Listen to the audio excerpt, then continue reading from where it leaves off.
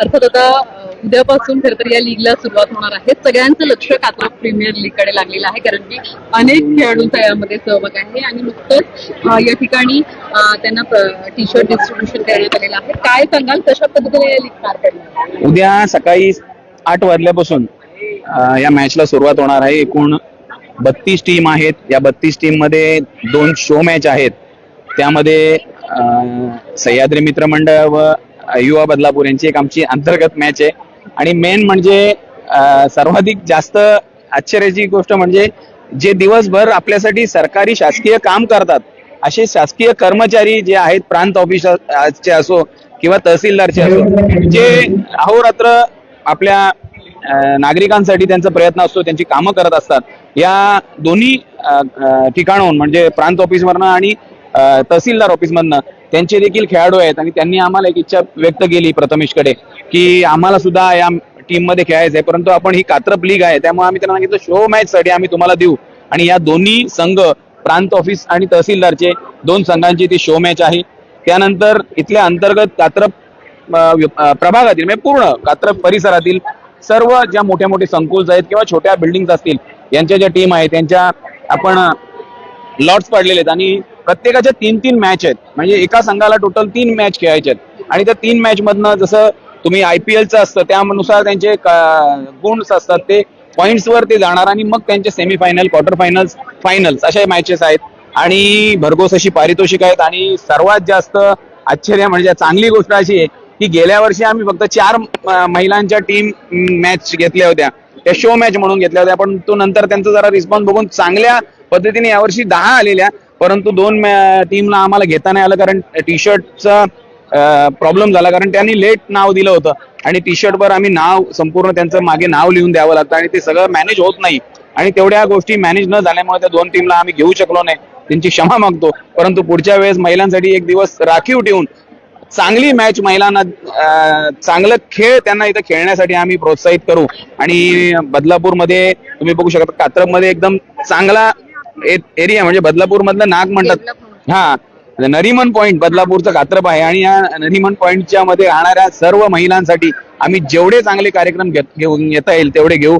आमचे दादा गेली 30 वर्ष या विभागात काम करत आहेत आणि त्यांनी इथे चांगली सुरुवात करून दिलेली आहे. आणि त्या सुरुवातीचा म्हणजे तुम्ही बघत असाल की त्यावेळेला परिस्थिती एकदम हलाखीची होती. कात्रप हा एक छोटासा हे होता, गाव होता आणि नवीन बिल्डिंग होत्या आणि बरीचशी गरीब गरजू मुलं होती. त्यांना वया वाटपाची सुरुवात 30 वर्षापासून, त्यानंतर मग वेगवेगळे कार्यक्रम, आज सतत एखाद्या कार्यक्रमाला 30 वर्ष सातत्य ठेवणं हे आमच्या दादांनी आम्हाला शिकवलंय. आणि दादांच्याच पावलावर पाऊल ठेवून मी पुढे गेलो आणि माझ्या पावलावर पाऊल ठेवून रोहन, प्रथमेश हे मोठे मोठे इव्हेंट्स आता करायला लागलेत. आणि आम्ही एक ध्येय धरले की आम्ही राजकीय क्षेत्रात भले नगरसेवक आहोत नसू, परंतु आम्ही आमच्या जनतेसाठी कायम चांगले कार्यक्रम, चांगलं काम घेऊन सदैव आम्ही त्यांच्यासाठी हजर आहोत. महिलांची मॅच सुद्धा पार पडणार आहे आणि त्यांना मोठी संधी देण्यात आलेली आहे. महिलांची सुद्धा मॅच पण थोडं खेळाडूंना दादा आवाहन काय सांगाल कार्यक्रम? कात्रप प्रीमियर लीग परवा दुसरं, या वर्षी सुद्धा खूप जोरदार नियोजन केलेले आहे आयोजकांनी. आयोजक सुरज पाटील साहेब जे आता त्यांना उपशहर प्रमुख पद दिलेलं आहे.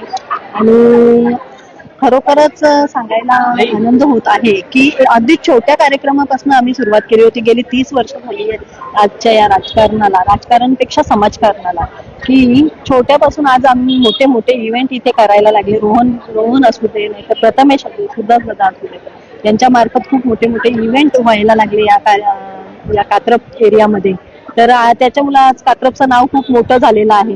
विशेष करून या माझ्या प्रभागात आतापर्यंत मला 15 वर्ष झाली नगरसेवक पद, तर त्याच्यामुळे महिलांसाठी मी जास्त पहिला प्राधान्य दिलेलं आहे.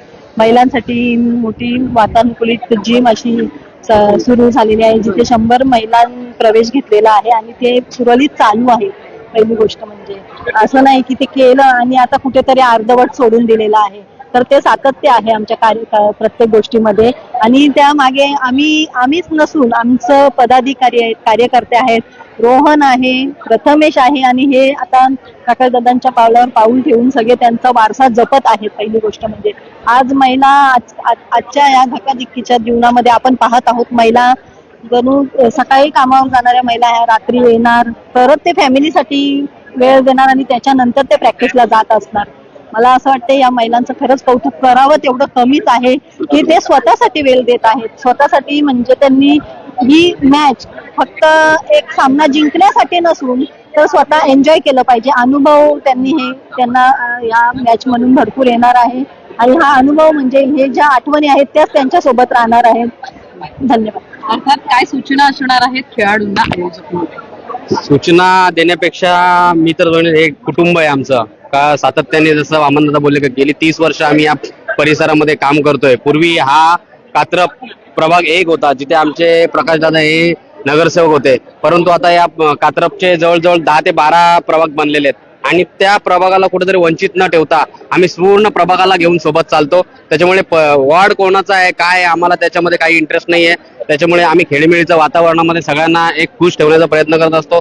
जसं सुरदादांनी सांगितलं, वैशाली काकींनी सांगितलं का आमचा एकच मोटिव्ह आहे का सगळ्यांना कुठेतरी एक प्लॅटफॉर्म तयार करून देणं आणि रोजच्या जीवनातून काहीतरी विरंगुळा पाहिजे या दृष्टिकोनातून आम्ही हे सामने भरवलेले आहेत.